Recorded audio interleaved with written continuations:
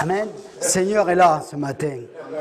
Amen. Il est là, toujours, et nous devons en prendre garde. C'est quoi prendre garde quand Jésus est là le matin? Eh bien, c'est que quand la prédication elle est donnée, on ne devient pas des auditeurs oublieux. Nous la reméditons à la maison, nous la retravaillons et nous commençons à la mettre en pratique. C'est-à-dire que nous acceptons le message. Parce que bien souvent, on vient écouter, et puis des fois, je ne vois pas du tout la pratique de ce qui a été prêché, et ça me désole. Ça veut dire qu'on est venu au culte. Ça, c'est pas bon. Amen. Surtout que ce matin, j'ai presque envie de dire, ça devient comme une habitude ou une coutume. Hein? Dieu certifie ce qui va être dit. Le frère, il a parlé de la patience de Dieu ce matin. Et nous avons parlé de ça par rapport à la vigne. Et le message que vous allez entendre ce matin, peut-être certains le savent, peut-être certains vont trembler, peut-être certains vont rejeter. Ah ouais. Dans les années 90, j'ai commencé à ébaucher l'histoire de Jean 15, qui est très mal prêché, voire faussement prêché. Cette semaine-là, ça remonte très loin, une personne m'avait invité à manger chez elle et il y avait des œufs très bons, mais j'ai dit, mais où tu les as eus? Et puis la personne me dit, oui, je les achète dans un village. Et puis c'est une race de poules spéciales. Ils sont spécialistes, ils étaient marrons, mais vraiment marrons. Ils sont chers, mais ils sont bons. Alors j'ai dit, ok, on va les en acheter. Moi, donc nous sommes allés acheter ces œufs. Et bizarrement, il y a quelque chose qui m'a agacé peut-être. Et le soir, j'ai pris mon œuf. Et je ne sais pas pourquoi j'ai fait ça. J'ai commencé à frotter l'œuf. Et je me suis aperçu que la couleur partait. Je me suis affolé. Je me suis renseigné pour voir si c'était possible que la couleur d'un œuf puisse partir. Et puis non, ça ne part pas. Ça fait partie de la coquille. Et donc, en fait, la personne se faisait voler. D'autres aussi se faisaient voler. Parce qu'en fait, on achetait des œufs, on les passait au pistolet. J'ai même trouvé le magasin qui vendait la peinture la même semaine. Et ils allaient sur les petits marchés et ils les vendaient plus cher. Ils allaient les acheter dans des fermes et ils les vendaient sur les marchés. C'était des bons œufs, ça là-dessus, mais ils avaient quand même bien augmenté entre-temps. Donc ça, c'est l'histoire qui s'est passée dans la semaine. Et puis le samedi de la même semaine, je rencontre l'ancien de l'église. Et je commence à lui parler de Jean 15. J'étais dans les balbutiements de ce que j'étais en train de découvrir, avec l'aide d'un couple. Moi, je croyais, j'étais content, j'étais fier de raconter ça. Mais le lendemain matin, au culte, le pasteur, parce qu'il avait dû s'appeler, je ne sais pas ce qu'il a dû dire, mais il a dû dire « bon ami, il ne va pas bien ». Et le lendemain matin, le culte commence, mais quand le pasteur vient sur la chaire, il dit « oh, nous avons ici des bibliolâtres ». Vous savez, le genre de chrétien et d'individus qui grattent l'œuf pour en faire sortir le poil. C'est une expression française. C'est la plus grosse et la plus belle parole de Dieu que j'ai reçue de ma vie. Et je me suis dit, je vais continuer à grasser l'œuf. Parce que lui ne savait pas que dans la même semaine, si je n'avais pas gratté l'œuf, une femme et d'autres étaient en train de se faire voler. Amen. Amen. Alors c'est sûr, hein, après j'ai bien travaillé et je bénis Dieu parce que, vous savez, des fois il y a des messages, ils n'arrivent pas à percer parce que, évidemment, j'ai parlé du cadre un jour, hein. Mais je suis en train de bénir parce que maintenant, ce genre de message, celui-là, notamment, j'y suis tombé sur le net. Et il est en train de passer sur toute la terre. Vous savez, aucune hiérarchie ne pourra empêcher l'œuvre du Saint-Esprit. Amen. Parce que l'œuvre de Dieu, c'est Dieu. Amen, c'est son histoire, c'est pas la nôtre. Amen. Donc je suis parti, là, ces derniers temps, je n'étais pas là. Je bénis Dieu, j'ai entendu des témoignages, waouh, vraiment véritablement des vies transformées, changées. Ça fait du bien. Amen. Amen. J'ai prêché sur le bon berger. En prêchant sur le bon berger, j'ai parlé sur les maladies des brebis. Et il y a une maladie qui s'appelle le tournis. Vous vous rappelez quand j'ai parlé sur les fondements, mais il y a une maladie des brebis qui s'appelle le tournis, elle tourne en rond et elle meurt. C'est assez intéressant. Mais on ne va pas parler là-dessus. L'autre jour, j'ai parlé avec les enfants. Alors, je leur ai pris la jeunesse de David. Voyez-vous, il y a beaucoup de choses. Il y a 7 points sur l'adolescence de David. On parle de Goliath, mais on oublie sa jeunesse. Alors moi, je leur ai parlé de la jeunesse de David. Il y a un petit qui me dit, oui, mais Bernard, le dessin animé dit pas ça. Oui, non, mais moi, je ne suis pas là pour te parler du dessin animé. Je suis là pour te parler de la Bible. Et puis je dis, vous direz à vos parents, c'est pour ça que je vous le dis, que je ne suis pas là non plus pour vous bombarder avec le péché. Moi, mon but, c'est de les amener à connaître Jésus. Amen. À aimer Jésus. Vous savez pourquoi? Parce qu'ils vont aimer Jésus, c'est s'attacher au cep. Le reste va venir ensuite. Et notamment, un des fruits dont on n'aura peut-être pas trop le temps de parler là, aujourd'hui, c'est le fruit de la sainteté. Attache-toi à ce Jésus d'amour, tu vas voir que le fruit de la sainteté va venir. Par contre, on peut le faire venir différemment. Fais ci, fais ça, fais pas ci, c'est l'enfer. Là, c'est sûr, ça va tenir quelque temps. Et puis, il y a de fortes chances, comme beaucoup d'enfants, un jour, ils diront bye-bye à l'église, bye-bye à l'évangile, parce que c'est un évangile de peur, c'est pas un évangile d'amour. Alors moi, je préfère leur présenter un Jésus qui veut faire quelque chose avec eux. Le reste va venir. Certes, de temps en temps, on aura l'occasion de parler du péché, mais chaque chose en son temps. Amen. Qu'ils vivent quelque chose d'important avec Jésus. Le reste se fait tout seul. J'ai fait écouter un témoignage d'une jeune fille l'autre jour. J'ai dit, mais moi, le témoignage sur le téléphone. Et je bénis Dieu parce qu'elle a fait un super témoignage. En 1 minute, elle a tout dit. Vous voyez, les gens, ils se perdent dans tout un tas de trucs et plus personne ne s'intéresse à ce qu'il dit, à part à celui qui parle. Mais en 1 minute, vous savez qu'elle a été dépressive pendant des années, plusieurs tentatives de suicide. Et puis elle est venue écouter l'Évangile. Jésus l'a transformée. Elle s'est attachée à Jésus. Elle a pu reprendre ses études, passer son bac, avoir une profession, avoir un travail. Voilà ce que Dieu a fait pour moi. Dieu vous soit béni. 1 minute, un témoignage. Amen. Et ensuite, qu'est-ce qu'il y a un soir aussi, c'est pareil. Donc j'ai fait une réunion, mais avant la réunion, je lis un verset qui dit que celui qui est né de Dieu ne pêche plus. Amen. C'est clair, c'est net. On va pas. À un moment donné, si tu continues à pécher, c'est que tu as un problème. Mais j'ai lu ce verset au départ. Et après, j'ai enseigné sur autre chose. Et à la fin, un frère qui n'était pas de l'église me prend par l'épaule pour me faire comprendre que je n'avais pas parlé du péché, donc je ne dois pas être un bon prédicateur. Alors j'ai dit, mais tu as écouté le premier verset que j'ai lu? Le premier verset que j'ai lu, c'était que celui qui est né de Dieu ne pêche plus. Mais je ne vais pas faire 800 kilomètres pour venir te parler du péché, de la repentance que ton pasteur te parle toutes les semaines. Je reste à la maison. Moi, si je fais 800 bornes, c'est pour que tu apprennes quelque chose que tu ne savais pas. C'est vrai, pasteur. Eh oui, le but c'est que nous grandissions. Et ce matin, on va grandir. Parce que c'est source de bénédiction. Amen. Alors, avant de lire Jean 15, j'aimerais vous amener dans Luc chapitre 13. Si je prends Jean 15 d'entrée, ça ne va peut-être pas plaire. Mais on va les prendre petit à petit. On va y aller petit à petit. Et n'oubliez pas que le Seigneur a dit ce matin qu'il prenait patience. Amen.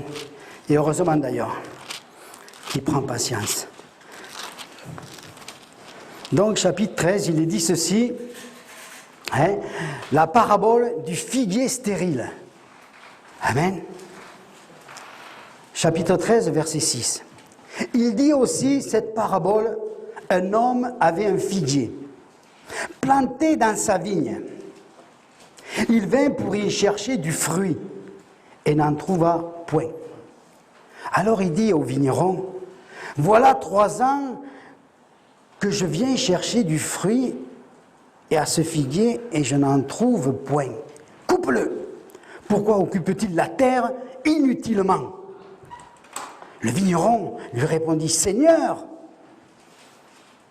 Laisse-le encore cette année. Je creuserai autour et j'y mettrai du fumier. Peut-être à l'avenir donnera-t-il des fruits. Amen. Amen.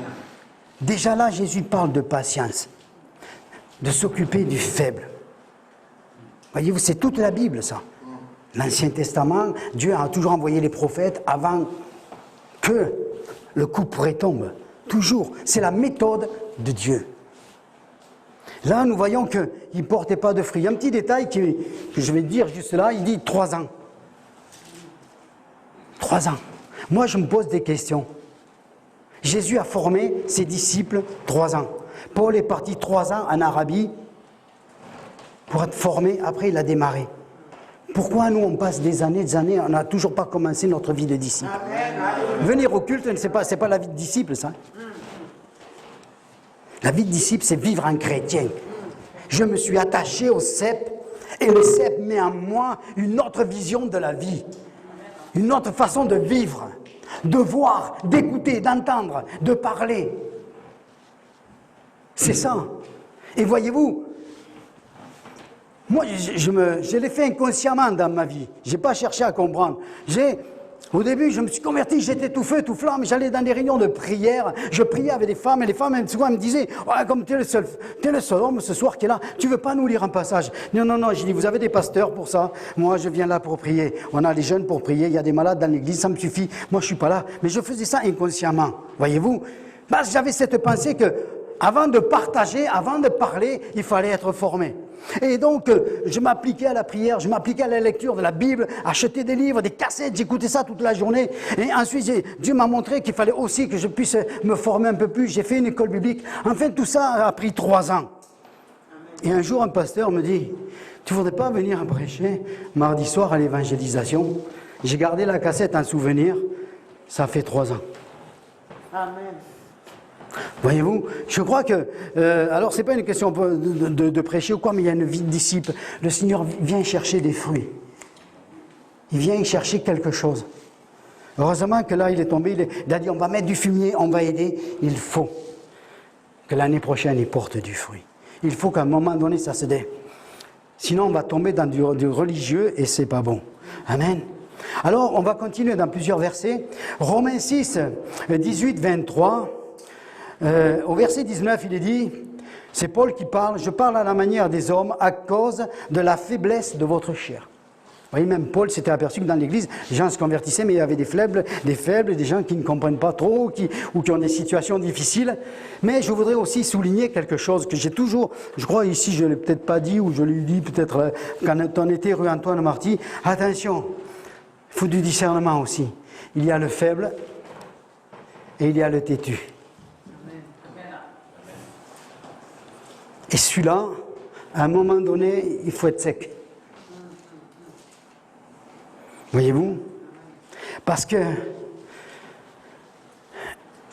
les serviteurs de Dieu sont là, la parole de Dieu est prêchée, et comme ce matin, le frère il dit patience, on va parler de la patience.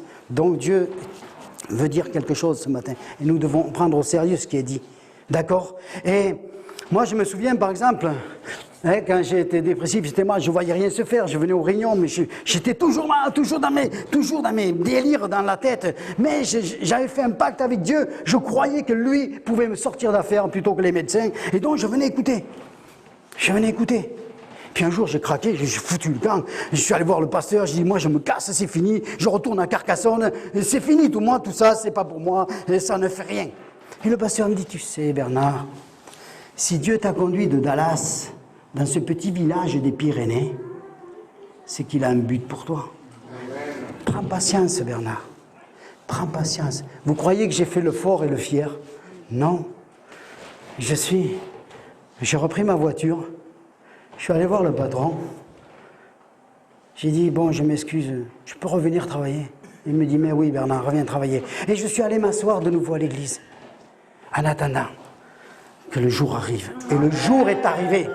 J'ai pas fait le têtu, voyez-vous. J'avais un but Hein? Et j'ai entendu 2 témoignages, que ce soit la petite dont je vous ai parlé et une autre. Elles ont eu ce point commun. Elles sont arrivées dans des états de schizophrénie plus élevés que le mien. Elles avaient fait des tentatives de suicide. Mais elles sont allées se joindre à l'église. Et elles sont là, dès qu'elles peuvent, elles sont là.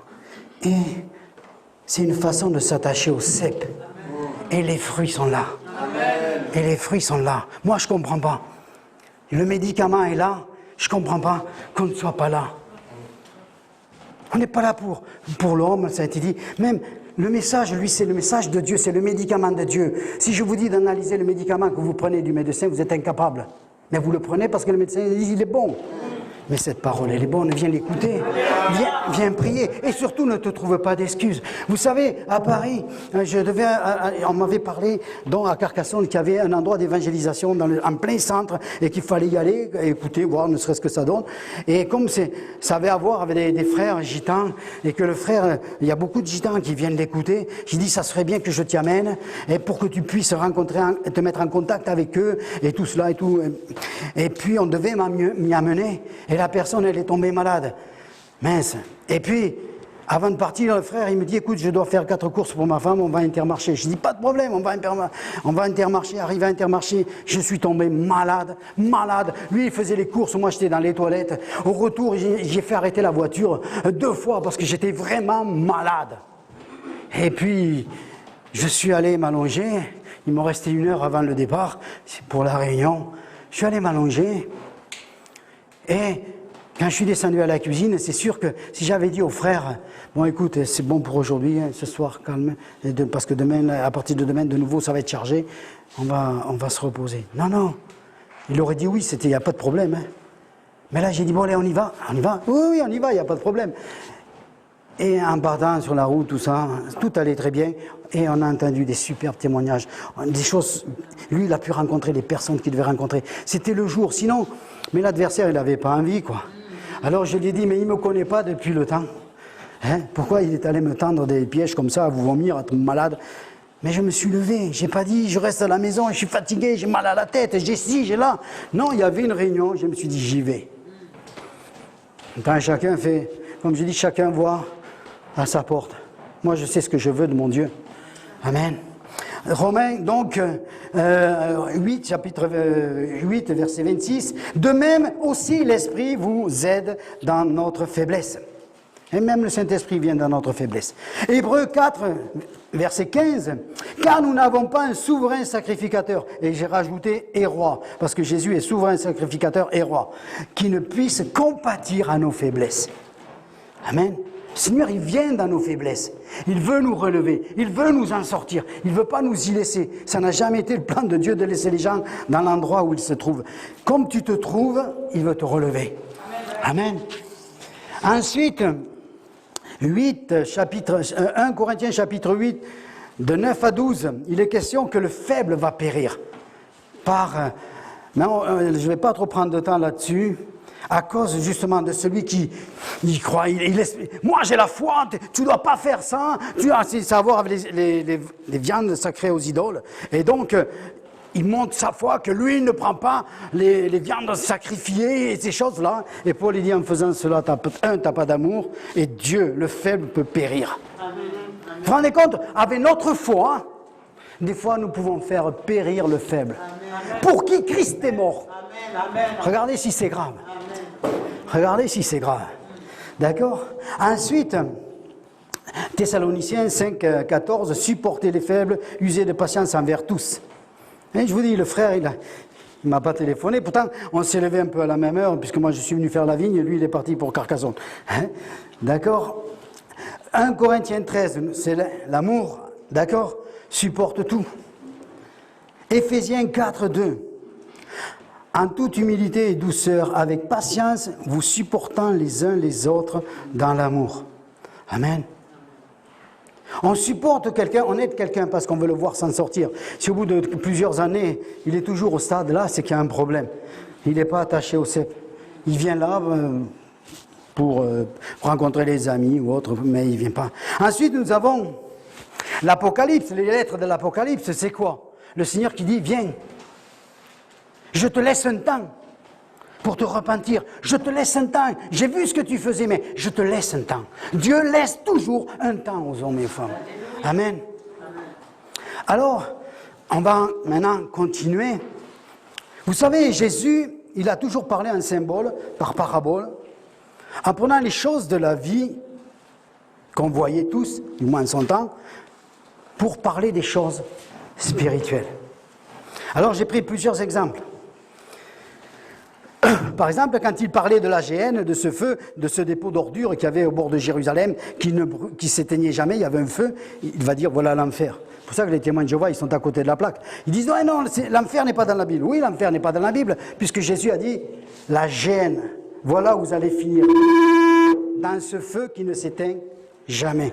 Amen. Donc ensuite nous avons le symbole, par exemple le vin qui est le sang, et la colombe qui est le Saint-Esprit, la semence qui est la parole jetée dans les cœurs. Amen. La moisson qui est le symbole d'engranger les gens dans l'église pour le salut. Hein. L'aveugle, j'en ai parlé de ça, l'aveugle, donc quand Jésus reproche à ses disciples d'être aveugles, ils n'étaient pas aveugles, mais ils ne voyaient pas les choses. Amen. Quand il va guérir le sourd, il va même faire le reproche, mais vous n'entendez rien. Il guérissait ces hommes-là, les sourds, les aveugles, et il le fait encore aujourd'hui. Mais c'est pour nous parler à nous qui entendons et voyons. Et c'est là qu'on devrait revenir bien sérieusement là-dessus. Il va parler aussi donc du boiteux. Hein? Pourquoi faire? Il sort le boiteux d'affaires pour lui rendre sa dignité, ça c'est une chose. Mais ensuite, c'est pour qu'ils sont beaux les pieds de ceux qui annoncent l'évangile. Un touriste hier qui nous a dit, il était chrétien, il s'était arrêté un peu, il était de la région du Nord, il avait fait le tour en ville et me dit, mais c'est farci de témoins de Jéhovah ici. Et j'ai dit oui, surtout que moi en plus, on les voit positionnés comme ça, mais ils font plus que ça maintenant. Je les ai vus hier matin. Parce que j'étais sur le parvis de la gare avec un frère pour parler avec les gens. Ils faisaient pareil. Ils étaient un petit peu plus loin.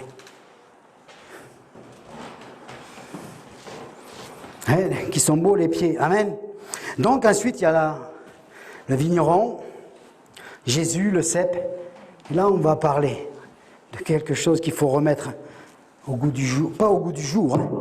Le remettre comme Jésus l'a enseigné et comme nous les hommes, nous ne l'avons jamais enseigné correctement. Alors on va prendre ce passage. Et vous savez ça, s'il y a un des messages auxquels je tiens le plus, c'est à celui-là. Parce qu'on a trompé les gens avec ce message. On a trompé. C'est pour ça que le pasteur il a dit, il gratte celui-là. Et oui, non, mais il faut gratter. Moi, je fais pas confiance à celui qui est là. Je passe à la maison et je vérifie. Et il vaut mieux qu'il n'ait pas dit trop de bêtises, parce que sinon, après, ça ne m'intéresse pas trop. Jésus, je l'ai dit, il vient chercher une église sans rides. Il va faire péter les rides que nos anciens nous ont mises. Il faut les respecter, les honorer, mais ils n'avaient pas trop d'instructions pour beaucoup. Amen. Donc Jean 15 nous dit ceci. Parce que d'ailleurs c'est tout simple. Il fallait juste aller fouiller quelques renseignements qu'on peut trouver même sur Internet maintenant. Merci Seigneur pour Internet. Je suis le vrai cep et mon père est le vigneron. Car tout sarment qui en moi et qui ne porte pas de fruit, il le retranche. Et tout sarment qui porte du fruit, il émonde, afin qu'il porte encore plus de fruits. Déjà, vous êtes purs à cause de la parole que je vous ai annoncée.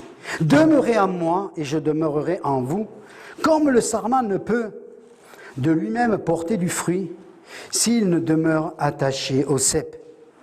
Ainsi, vous ne pouvez non plus si vous ne demeurez pas en moi. Jésus a toujours dit, regardez les fruits. savez, moi, je ne me fais pas... ce qui m'intéresse, c'est de regarder les gens, voir leur vie même partout. Et on voit, c'est bizarre, mais c'est ce que me disait cet homme dans la rue. Il y a un mystère pour moi. Quand je vois tout ce qui se passe, il y a un mystère pour moi.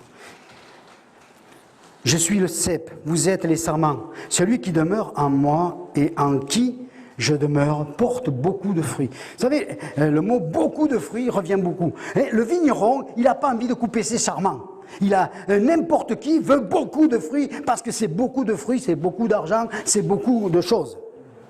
On ne veut pas petit peu. D'accord ? Demeure, donc, en qui je demeure porte beaucoup de fruits, car sans moi, vous ne pouvez rien faire. Si quelqu'un ne demeure pas en moi, il est jeté dehors comme le sarment et il sèche. Puis on ramasse les sarments, on les jette au feu et on les brûle. Si vous demeurez en moi et que mes paroles demeurent en vous, demandez tout ce que vous voudrez, et ça sera accordé. Si vous portez beaucoup de fruits, c'est ainsi que mon Père sera glorifié et que vous serez mes disciples. Il y a intérêt à avoir du fruit, là. Parce que sinon, tu es un chrétien. Mais Jésus n'a jamais dit qu'il venait chercher des chrétiens. Il vient chercher des disciples. Amen. Donc, si vous gardez mes commandements, si vous demeurez dans mon amour, de même que j'ai gardé mes commandements de mon Père et que je demeure dans son amour. Amen. Je vous le dis, ces choses afin que ma joie soit en vous et que votre joie soit parfaite. Amen. Alors, où est le petit détail? Nous avons vu partout que Dieu vient au secours des faibles. Il essaie de les relever. Il essaie de les aider. Toujours. Et donc, la Bible s'explique par la Bible. Alors peut-être que ce que je vais dire là maintenant, vous le savez, et j'espère pour vous. Mais normalement, voilà comment Jean 15 est prêché. Tu vois, frère, mes frères, il faut porter du fruit. Voyez, si tu ne portes pas du fruit, alors, il va émonder pour porter plus de fruits. Et puis toi, en enfer. Voilà où tu vas finir. Ça veut dire que où tu es fort, ou tu vas en enfer. Et ça a été prêché partout, surtout dans les cultes. Ça, c'est l'évangile de la peur. L'évangile de la peur. Faire peur aux gens pour qu'on puisse les faire fonctionner dans l'église. C'est l'évangile de la peur. Et j'espère qu'à partir d'aujourd'hui, ce qui va être dit maintenant, peut-être même pardon pour avoir accepté ce genre de message. Si vous enseignez ça à vos enfants, vous allez les perdre. Beaucoup d'enfants dans ce pays ont été perdus parce que c'est l'évangile de la peur. L'enfer, l'enfer, toujours l'enfer. Mais moi j'ai rencontré un Jésus d'amour. Ce Jésus d'amour qui vient à mon secours. Amen. Alors, on va rentrer un peu plus dans les détails pour que vous compreniez ce que nos anciens n'ont surtout pas fait. Quand ça arrange, on ne gratte pas l'œuf. Il est question de retrancher. Or, retrancher a deux significations. Mais la primaire, la principale, qu'on peut trouver sur Internet, c'est se défendre, se protéger, en se mettant à l'abri. L'armée qui se retranche derrière un fleuve ou derrière les murailles de Carcassonne. Et les paysans, quand ils voyaient l'ennemi, ils venaient se retrancher derrière. Invoquer quelque chose ou quelqu'un pour une protection, comme un moyen de défense. Vous trouvez ça sur Internet, hein? Se retrancher derrière un secret professionnel. Se retrancher, c'est se protéger. Alors, nous avons trouvé ça à l'époque parce que la vieille version Martin nous dit ceci.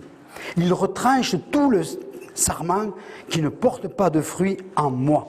Bizarre. En moi, pas de moi. Et c'est là qu'il faudrait commencer à réfléchir. Ceux qui sont là sont censés réfléchir. Pas de regarder le foot ou regarder tout un tas de trucs à la télé. Non, tu te fous dans ton bureau, tu prends les concordances, tu prends les textes et tu étudies la Bible. Pourquoi? Parce que tu dois redonner. Amen. Tu dois redonner. Et donc, où est le problème? Alors, la deuxième définition, c'est ôter, retirer, soustraire. Et ça, c'est la version qui a plu. On n'a pas trop cherché. Comme ça, on fait peur à tout le monde. Mais attention quand on va passer là-haut. Attention quand on va passer là-haut. Parce que dans la mesure où le mot a deux significations, je suis obligé d'annoncer la vérité. Pas celle que moi je comprends, celle que la Bible dit. Alors, quel est le mot qui est là? Quel est le mot qui est là? Le mot qui est là en grec c'est aéré ou aéro. Là, c'est le mot qui a la racine, c'est la racine du mot aéroplane, aérien, aviation. Et tous ces mots-là viennent de ce mot-là. Qui, dans sa signification, c'est de prendre quelque chose qui est par terre et de le lever. Ou de prendre une pierre et de la jeter. D'accord? C'est de faire cette action-là. Une action comme cela. Il y en a qui vont plus loin même de tout ça. Donc le mot c'est prendre par terre et jeter. Ou remonter quelque chose. Ah. Alors, comment ça marche ça? Et oui, Jésus, quand il a parlé sur le cep et sur le sarment, il a regardé les vignes. Et les vignes, à cette époque-là, étaient en tonnelles ou en pergola, ou tout ce que vous voulez. C'était la façon des Romains, en Espagne, au Portugal, au Pays Basque, à Pompéi, en Italie. C'était comme ça, c'était des tonnelles. C'était des tonnelles, c'est pas nos vignes en bas. C'est pour ça que j'ai parlé de la semence, de la moisson. Et ils prenaient, c'était des tonnelles. Alors, est-ce qu'on peut trouver dans la Bible quelque chose qui nous fortifie? Alors nous trouvons dans Zacharie chapitre 3, verset 10, « En ce jour-là, dit l'Éternel des armées, vous vous inviterez les uns les autres sous la vigne et sous le figuier. Je ne peux pas me mettre sous quelque chose si c'est par terre. » Vous savez, j'ai gratté parce que je me suis mis du monde à dos avec ça. Mais aujourd'hui, comme je vois que d'ici quelque temps, ça aura pulvérisé la terre par d'autres hommes, merci Seigneur, que Dieu les bénisse. Amen. Parce qu'il faut que les vérités surgissent. Michée chapitre 4, verset 4. Ils habiteront chacun sous sa vigne et sous son figuier. Amen. On pourrait dire chez nous, enfin, je dis chez nous, sous les manguiers, quoi. On est sous les manguiers, on mange, on flûte, on discute, on palabre, on mange, hop, c'est bon. 1 Roi, chapitre 4, verset 25. Juda et Israël, depuis Dan jusqu'à Beersheba, habitèrent en sécurité, chacun sous sa vigne et sous son figuier, tout le temps de Salomon. Amen. C'est important. C'est important. Le mot retranché qui est là, aéro, vous savez que c'est le même mot que nous trouvons dans Lazare. Quand Jésus vient devant le tombeau, il leva les yeux. C'est le même mot. Moi, je voudrais on va finir la réunion. On ne va pas dire Lazare, sors, mais ton problème. Tu vas dire, sors! Sors ma dépression, sors mes angoisses, sors mes problèmes, sors ma maladie. Je lève les yeux vers l'Éternel et je proclame mon besoin. Le besoin de Lazare, c'était la résurrection. Sors de ton tombeau, sors, lève-toi. Parce que Jésus avait les yeux levés vers son Père. Aéro. Alors, vous savez, c'est un peu court comme... c'est juste un détail que je voulais amener. C'est pour ça que j'ai pris tout ça. Et voilà comment nous devons le prêcher. Oui, la vigne est là. Et le vigneron, son but, c'est qu'elle porte beaucoup de raisins. Et il n'y en aura pas beaucoup pour les enfants, là, j'ai pas pu en mettre beaucoup. Mais il va émonder. Normalement, nos cultes seraient là pour nous émonder, pour que nous puissions porter beaucoup de fruits. D'accord? Mais voilà, il y a le sarment qui lui, vous savez, les tonnelles, c'est comme ça, hein? Il est tombé. Et c'est là que le vigneron, lui, ne veut pas perdre des raisins. Alors il va le prendre et il va le retrancher. Amen. Alors, vous allez dire, ouais, mais alors, pourquoi c'est marqué le reste? Oui, mais le problème, c'est que peut-être il ne va pas rester. Le vent, tout va le faire retomber, il a peut-être déjà pris le pli. Et si le sarment se plie, la sève ne passe plus. plus de raisin. Alors là, on coupe et on met au feu. D'accord ? C'est ça la bonne façon. Avant, c'était trop brutal. C'est ou du fruit ou l'enfer.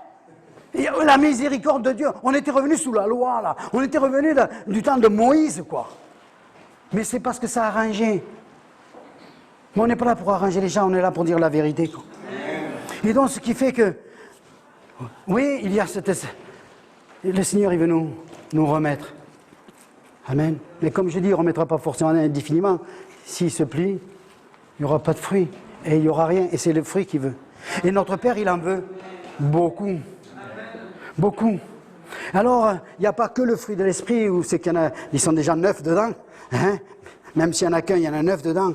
Mais ce qui m'a bouleversé, oui, parce que chaque fois quand vous reprenez les messages, vous apprenez, c'est qu'il y a le fruit de la sainteté. On ne peut pas la produire. Nous cherchons à la produire. C'est pour ça qu'on est déçu après. On a entouré quelqu'un, on lui a dit il ne faut pas ci, il ne faut pas ça. Alors il le fait, il n'est pas forcément béni parce qu'il n'est pas attaché. Alors à un moment donné, il se lasse. Il dit oh, il ne se passe jamais rien, il n'y a jamais rien. Alors je vais écouter l'autre là-bas, là, sur la télé, sur Internet, ou sur l'autre. Mais il peut raconter ce qu'il veut, l'autre sur Internet. Tu n'es pas attaché, lui, il ne le sait même pas. Il ne te voit même pas, il ne te connaît même pas. Et puis même s'il dit une parole, il va la dire, mais il a dit à des millions, il est sûr de pécher quelqu'un. Il faut ouvrir les yeux, quoi. Mais la personne n'est pas attachée, quoi. Tu n'as pas besoin de courir, tu peux être ici et t'attacher. Tu es à la maison et tu t'attaches. Et la sève qui est là, dans Jésus, va commencer à monter dans ta vie. Et c'est là qu'on voit, on dit certains, avec les années, vous savez, on voit certains, bah, mais c'est vrai, ils ont été bénis, la maladie, on les a pas trop touchés, ou ils s'en sont sortis, et puis ils ont prospéré, il y a toujours une porte ouverte, une bénédiction. Et comment ils font pourtant? Ils sont là, ils sautent pas partout, mais parce qu'ils sont attachés. Ils sont attachés aussi, et puis ils aiment Jésus. C'est pas du cinéma, c'est pas du faux semblant, c'est pas du masque. Parce que Jésus, il y a des choses qu'il n'aime pas nous voir faire. Il y a des choses qui sont terribles. Le monde est en train de partir dans la déraille de plus en plus. Quand on voit que maintenant une gamine de 12 ans, elle peut aller prendre la pilule du lendemain sans prévenir ses parents et aller au planning familial, on va lui donner tout ce qu'il faut. Et toi, tu n'as rien de droit à dire parce que si tu dis quelque chose, tu vas t'arriver des problèmes. Notre société s'en va à la déraille. C'est pour ça que nous devons recentrer à nous attacher à Jésus, que nos jeunes s'attachent à Jésus. Parce que quand ce genre de péché va venir sur leur vie, parce qu'ils vont venir sur leur vie, à l'école, hein, là vous êtes mieux placés que moi pour savoir ça. Mais s'ils sont attachés, s'ils l'aiment, s'ils l'ont vu agir, important, que, vous savez, les jeunes... J'ai été jeune dans l'église.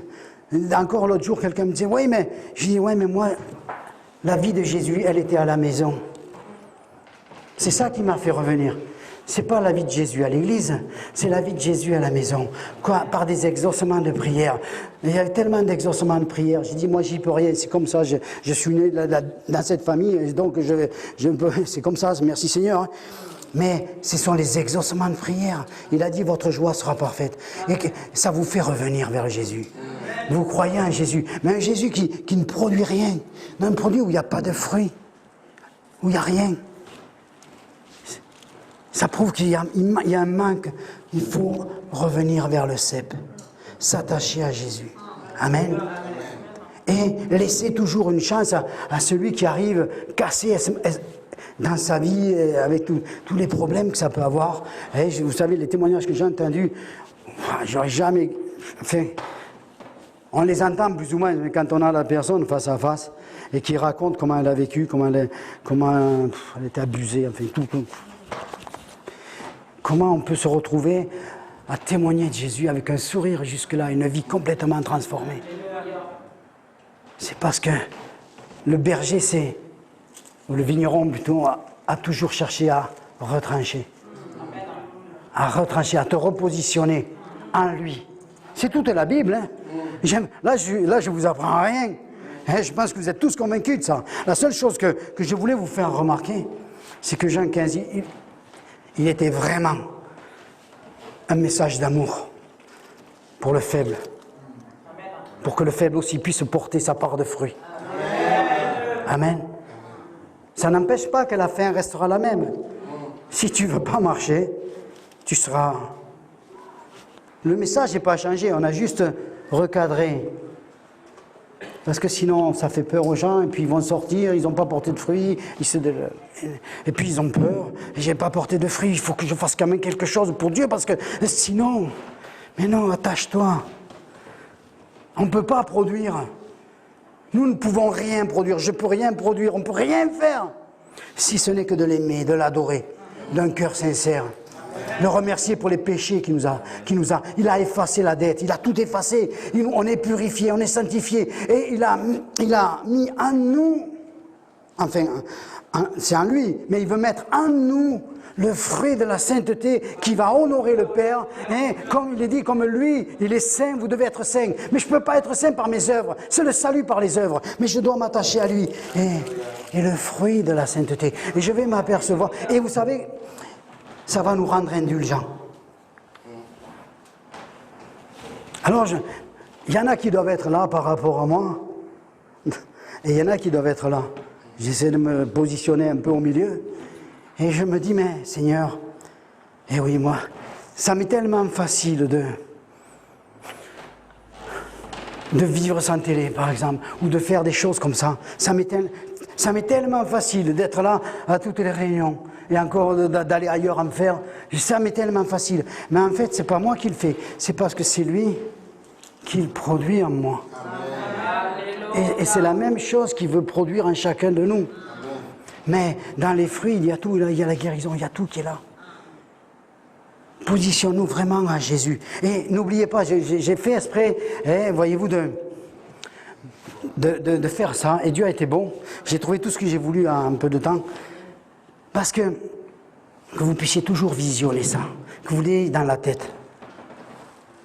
Vous ayez toujours l'histoire que c'était des tonnelles. Vous pouvez aller sur Internet. Ensuite, je voudrais aussi finir, parce que... Alors après, je suis allé voir la taille. Et sur Internet, on trouve des trucs intéressants. Ça, c'est un peu pour nous, l'Église. Donc, il y a une taille. Et monsieur les vignerons, on m'a dit... Bon, il doit connaître. Tu me trouves après si ça ne va pas. Il y a une taille qui s'appelle la taille Guyot. En fait, on taille tout, mais on laisse un sarment. Et c'est lui qui va faire monter la sève, qui va tirer pour un peu les autres. Alors, la méthode Guyot, c'est un sarment ou deux sarments. Il y a d'autres méthodes, on va pas... Mais ce qui est important, c'est de s'apercevoir que dans l'église locale, nous avons besoin d'un leader. Amen. Nous devons marcher selon les Écritures. Nous ne ferons pas 100. Soit un, soit deux. Mais c'est eux qui portent tout. Et voyez après ce que ça donne. Alors, ça c'est la méthode donc Guyot, où on laisse qu'un, et après tout va pousser. Et il y a celle-là aussi. Alors celle-là elle est bien, c'est celle des deux sarments, mais elle doit être assez vieille. Celle-là, elle fait penser à une croix. Jésus savait ce qu'il disait quand il parlait de la vigne. Il parlait de la vigne. Et pardon pour tous nos frères du passé qui, eux, ils ont vu juste tu portes du fruit ou c'est l'enfer. T'as pas le choix, mon frère. Dommage, mais ne faites pas pour vos enfants. Rappelez-leur toujours que le Seigneur veut les aider. Veut les remettre là. Pour qu'ils portent du fruit. Amen. Et puis, je pensais aussi, je pense toujours à ça, si un jeune homme ou une jeune fille est attaché à Christ, la sève qui va monter, qui va venir. Il y a un fruit que nous on n'attend plus, mais qu'eux ils attendent. Le fruit du mariage. Amen. Moi je crois qu'il y a une clé là. Il y a une clé pour tomber sur la bonne jeune fille, pour tomber sur le bon garçon. Et rester attaché. Lui, le fruit, C'est pour qu'on ait une joie parfaite, il ne va pas nous tromper. On ne va pas être attaché et puis après, on va se retrouver avec quelqu'un qui va nous mener une vie d'enfer, quoi. C'est pas possible. C'est pas possible. Et donc, c'est pour ça que mon but, aux petits, je leur ai dit, bon, c'est pour ça que je dis, prévenez vos parents, je ne vais pas trop vous parler du péché, quoique je le ferai. Mais je veux dire que, je veux surtout qu'ils comprennent que si on s'attache là, les meilleurs fruits sont pour nous. Amen. Les meilleurs fruits sont pour nous. C'est pas, je change pas l'évangile, hein. Si à la fin tu marches pas, tu vas au grille-pain, hein. Il n'y a pas de problème là-dessus. Il n'y a pas de problème là-dessus.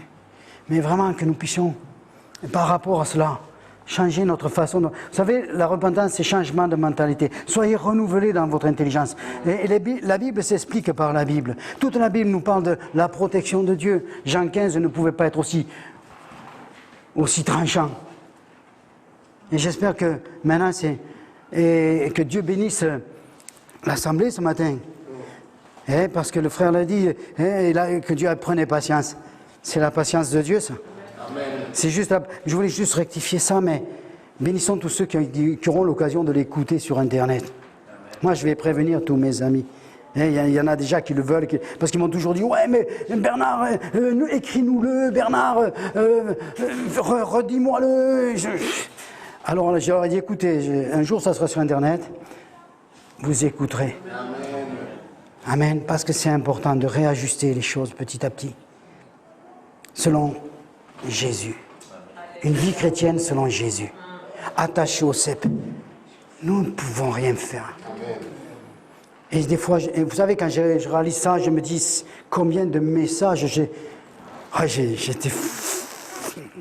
été plus que tranchant, hein, il y a des années en arrière. Et quand je réalise que j'aurais dû les amener là, plutôt que sous l'épée. Ah, j'étais un dur, hein, je me calme. Le Seigneur, il me retourne petit à petit. Amen. Et on a besoin de changer tous, plus ou moins. Hein. Et je dis ça en toute humilité. Moi, je suis retourné, là, depuis un an, je suis retourné. Tellement que je me revois, comment j'ai pu être dur. Amen. Alors, revenons à ce berger d'amour. Celui qui est, vous avez remarqué, il dit Seigneur, on va mettre un peu de fumier, on va lui donner une chance encore. On va lui donner une chance. On va encore prendre du temps. Avec un tel, avec moi, avec chacun. Il prend patience. Pourquoi? Parce que il veut que notre joie soit parfaite par les fruits que nous allons porter. Amen.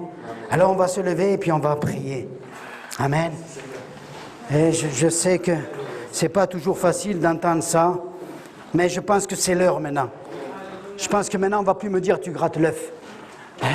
Mais c'est la vérité. Et Seigneur, nous sommes là devant toi, devant ta parole, devant cette figurine de la vigne, Seigneur mon Dieu.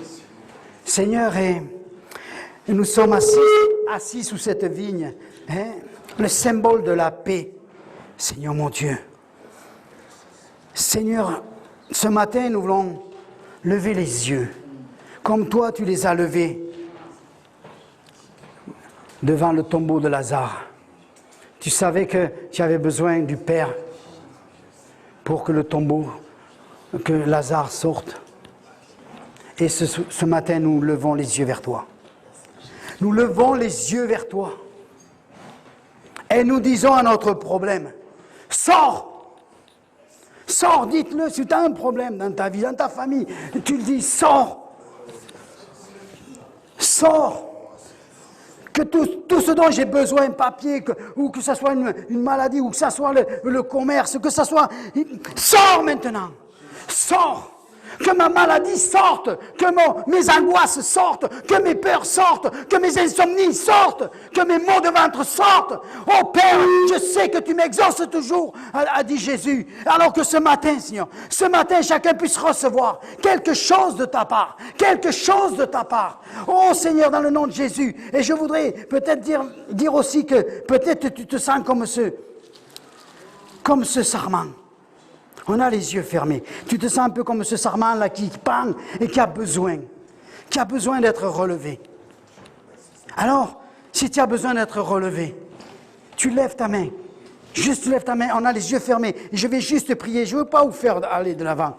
Mais si tu sens que, tu sais, je te l'ai dit, si tu pends trop le sarment, il va se couper, il va se plier, la sève ne passe plus, il n'y a plus de fruits. Alors il t'a besoin ce matin. Ça a besoin ce matin. Vous pouvez baisser vos mains. Et je vais prier. Et nous prions tous ensemble. Seigneur Jésus, Seigneur, tu es dans ta main ce matin.